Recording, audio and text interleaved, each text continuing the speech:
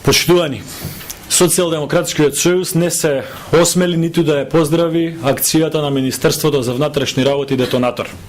Тоа е и чудно и срамно за било која сериозна политичка партија.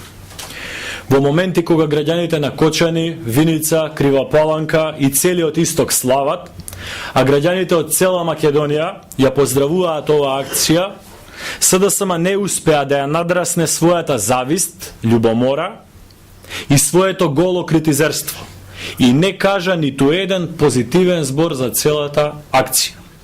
Што беше другата опција? Или што СДСМ ќе предложеше да направи Министерството за внатрешни работи?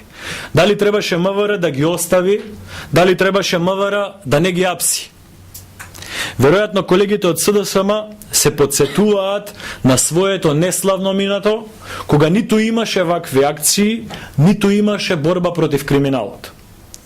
ВМРО ДПМН неселективно се бори против криминалот и корупцијата.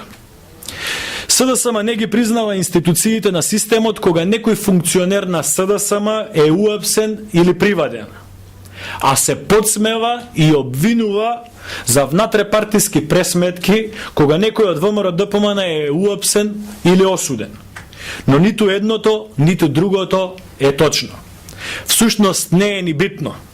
Единствено што е значајно е Министерството за внатрешни работи да продолжи успешно да се бори против криминалот и корупцијата и сите кои ќе се огрешат спрема законот, без оглед дали се членови на ВМРО ДПМН, на СДСМ, дали се членови на ДУИ, на ДПА или воопшто не се членови на било која политичка партија.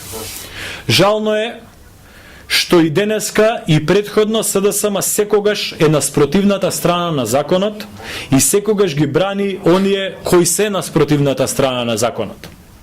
За да биде иронијата поголема, нашите информации од Кочани говорат дека всушност станува збор за криминална група која подолго време дејствувала во отворена соработка и со отворена поддршка на високи структури од Социјалдемократскиот сојуз.